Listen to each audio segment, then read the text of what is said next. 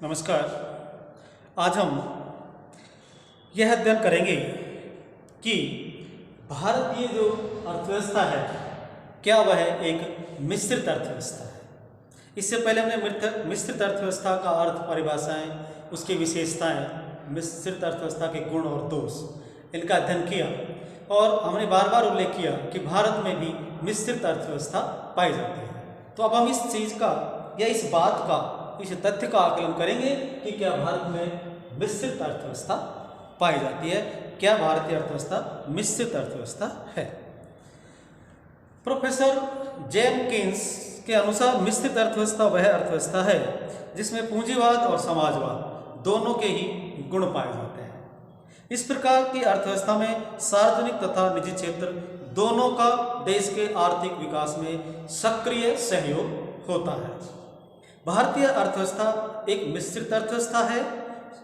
इसके बारे में हम कह सकते हैं कि स्वतंत्रता के बाद, मतलब तत्काल बाद बनाई गई 1948 की औद्योगिक नीति तथा प्रथम पंचवर्षीय योजना के बाद बनाई गई 1956 की औद्योगिक नीति, सन 1977 तथा 1991 की नई औद्योगिक नीतियों का मुख्य लक्ष्य देश का मिश्रित अर्थव्यवस्था के आधार पर आर्थिक विकास करना रहा है। भारत की मिश्रित अर्थव्यवस्था की जो मुख्य विशेषताएं हैं उनके बारे में हम चर्चा करेंगे कि मिश्रित अर्थव्यवस्था की विशेषताओं को परिलक्षित करते हुए भारत में जो क्षेत्र पाए जाते हैं उनमें जैसे सार्वजनिक क्षेत्र, क्योंकि हमने देखा कि मिश्रित अर्थव्यवस्था के अंतर्गत सार्वजनिक और निजी क्षेत्र दोनों का सह अस्तित्व पाया जाता है। तो हम देखते हैं कि सन 1991 की जो नवीन औद्योगिक नीति है उसके अनुसार देश में औद्योगिक विकास, जन कल्याण तथा सुरक्षा के लिए आवश्यक 6 वस्तुओं जैसे परमाणु, खनिज, युद्ध सामग्री आदि के उत्पादन पर केवल और केवल सरकारी क्षेत्र का नियंत्रण होगा, अर्थात वो सरकारी क्षेत्र में ही उत्पादित और संचालित किए जाएंगे। जबकि इसका अर्थ ये हुआ कि इन उद्योगों के नए कारखाने और उद्योग केवल सरकारी क्षेत्र में ही सरकार द्वारा ही स्थापित और संचालित किए जाएंगे। तो इसका तात्पर्य है कि यहाँ भी राष्ट्रीय महत्व के जो अधिक पूंजीगत जो उद्योग हैं, कल कारखाने हैं, जो से क्षेत्र हैं, उनको सरकारी क्षेत्र के लिए आरक्षित कर दिया गया है। तो यहाँ ये हो गया कि भारत में भी सार्वजनिक क्षेत्र राष्ट्रीय महत्व के जो उद्योग हैं, उपक्रम हैं, उनका संचालन और नियंत्रण करता है। दूसरी ओर हम देखते हैं कि यहाँ निजी क्षेत्र भी पाया जाता है। अब निजी क्षेत्र के अंतर्गत भी 1951 की जो नई औद्योगिक नीति है उसमें कुछ क्षेत्रों को रिजर्व कर दिया गया है। देश के औद्योगिक तथा कृषि विकास के लिए आवश्यक 9 वस्तुओं जैसे रासायनिक खाद, कीटनाशक दवाइयाँ, एल्यूमीनियम आदि का उत्पादन करने के लिए निजी क्षेत्र को सरकार से लाइसेंस लेना पड़ेगा और उस लाइसेंस के बाद ये निजी क्षेत्र में इन सेवाओं और वस्तुओं से संबंधित उद्योग धंधे और कल कारखानों की स्थापना और उनका संचालन कर सकेंगे। दूसरा है लाइसेंस प्रणाली।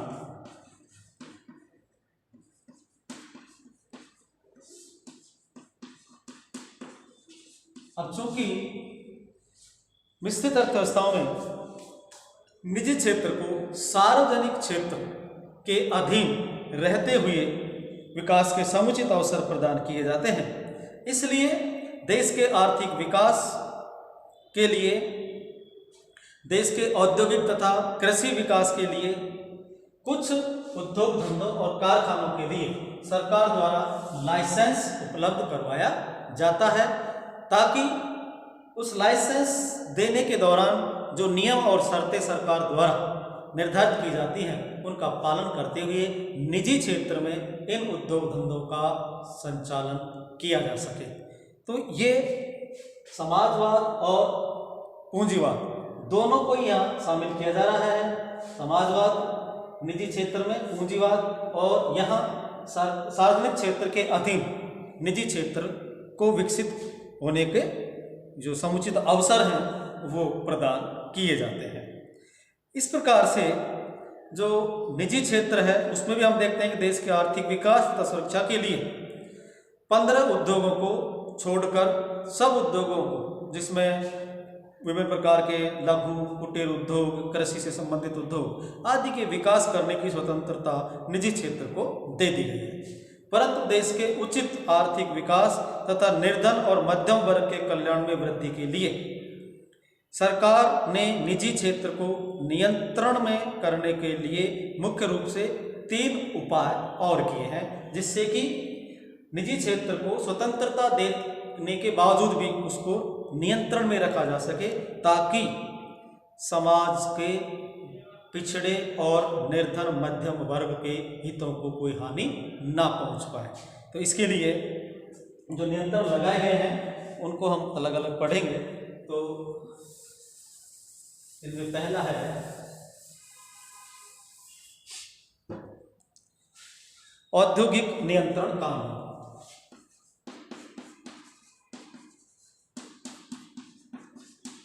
औद्योगिक नियंत्रण कानून।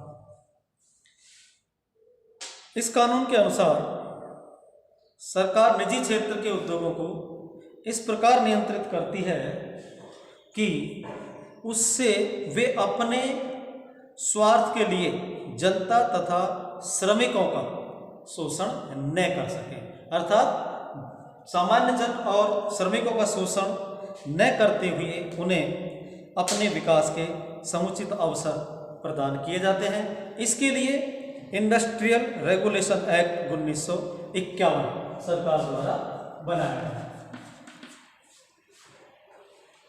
दूसरा जो नियंत्रण है उसके लिए सरकार ने सरकारी क्षेत्र के विकास हेतु कानून बनाया। सरकारी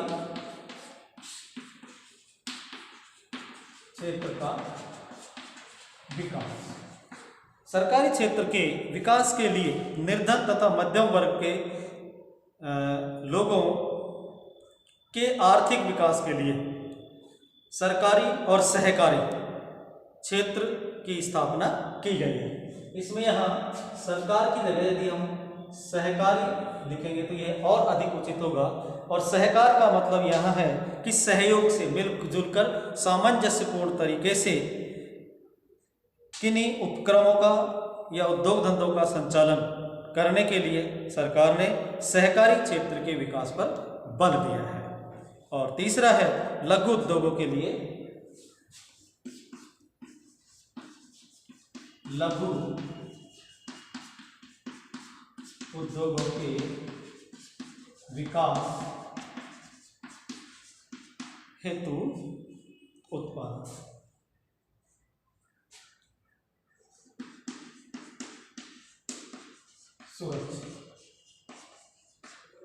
अर्थात देश में बेरोजगारी और आय और धन के वितरण की असमानता जैसी समस्याओं को दूर करने के लिए लघु तथा कुटीर उद्योगों के विकास के लिए विशेष प्रोत्साहन सरकार द्वारा दिया जाता है। सन 1991 की नई औद्योगिक नीति में लगभग 821 से भी अधिक वस्तुओं को 821 से भी 1991 की जो नई औद्योगिक नीति है में 821 से भी अधिक वस्तुओं का उत्पादन लघु और कुटीर उद्योग क्षेत्र हेतु आरक्षित किया गया है, सुरक्षित किया गया है। अर्थात इन वस्तुओं का उत्पादन केवल लघु उद्योग के अंतर्गत ही किया जाएगा। वृहद स्तर के उद्योगों में इन वस्तुओं का उत्पादन नहीं किया जा सकेगा। तो लघु उद्योगों के विकास को लिए या उनको सुरक्षा प्रदान करने के लिए इस प्रकार की आरक्षण व्यवस्था सरकार द्वारा की गई है। तो इस प्रकार से मिश्रित अर्थव्यवस्था की नीति के फलस्वरूप ही देश के आर्थिक विकास के लिए अधिकांश आधारभूत उद्योगों जैसे इस्पात, मशीनें, रसायन और राष्ट्रीय महत्व के रक्षा से संबंधित जो कारखाने हैं उन आदि की स्थापना में सार्वजनिक क्षेत्र के लिए महत्वपूर्ण कार्य किया है। सन 1951 में सार्वजनिक क्षेत्र में केवल 29 करोड़ रुपए की पूंजी लगी हुई थी, जबकि सन 1997 में यह बढ़कर 1,78,628 करोड़ रुपए हो गई। भारतीय अर्थव्यवस्था में सार्वजनिक क्षेत्र का महत्व निजी क्षेत्र की तुलना में कम है। 1991 के पश्चात लागू की गई उदारवादी आर्थिक नीति, जिसमें उदारीकरण, निजीकरण और वैश्वीकरण की अवधारणाओं पर बल दिया गया, उनके फलस्वरूप निजी क्षेत्र का महत्व और अधिक बढ़ गया है। इसके लक्षण अभी तक एक पूंजीवादी अर्थव्यवस्था से अधिक मिलते हैं, क्योंकि निजीकरण के बाद से जो निजी क्षेत्र है उसके विकास में तीव्रता से वृद्धि हुई है। प्रसिद्ध अर्थशास्त्री डॉक्टर के.एन. राज के अनुसार यद्यपि भारतीय अर्थव्यवस्था मिश्रित अर्थव्यवस्था बनी हुई है, परंतु मिश्रण के तत्व इसे पूंजीवादी अर्थव्यवस्था के समान बनाए हुए हैं, न कि समाजवादी अर्थव्यवस्था के समान।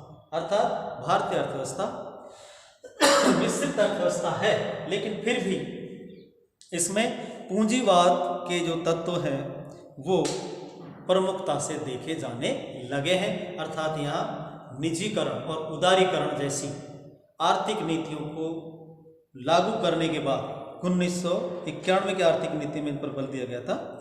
उसके बाद से देश की जो अर्थव्यवस्था है वो सार्वजनिक या समाजवादी अर्थव्यवस्था की तुलना में पूंजीवाद की ओर अधिक अग्रसर होती लग रही है। तो हम कह सकते हैं कि आज भी भारतीय अर्थव्यवस्था मिश्रित अर्थव्यवस्था है, क्योंकि इसके अंतर्गत सार्वजनिक क्षेत्र और निजी क्षेत्र और सहकारी क्षेत्र तीनों का ही अस्तित्व पाया जाता है। इसके साथ साथ यहाँ सार्वजनिक क्षेत्र और निजी क्षेत्र के विकास के लिए भी समुचित प्रयास किए गए हैं। विभिन्न औद्योगिक नीतियों में यह देखने में आया है, लेकिन फिर भी भारतीय अर्थव्यवस्था पूंजीवादी अर्थव्यवस्था के अधिक नज़दीक दिखती है, जबकि समाजवाद से उतना अधिक नज़दीक नहीं दिखती। चूँकि अभी भी भारतीय अर्थव्यवस्था मिश्रित अर्थव्यवस्था ही है, लेकिन यदि यही प्रवृत्तियाँ रही तो हम देख रहे हैं कि आज की जो सरकारों की नीतियाँ हैं वो कहीं ना कहीं निजी क्षेत्र और पूंजीपतियों को अधिक बढ़ावा देती नजर आती हैं, जिससे भारतीय अर्थव्यवस्था मिश्रित अर्थव्यवस्था से पूंजीवाद की ओर जाती हुई दिखती है। तो अधिक उचित होगा कि भारतीय अर्थव्यवस्था को सार्वजनिक और निजी क्षेत्र दोनों के सामंजस्य से चलाते हुए, दोनों को समान महत्व प्रदान करते हुए मिश्रित अर्थव्यवस्था बनाए रखा जाएगा, तो हमें आर्थिक विकास की गति को और अधिक तीव्र रखने और सामाजिक कल्याण दोनों को एक साथ साधने में अधिक सफलता प्राप्त हो सकेगी। धन्यवाद।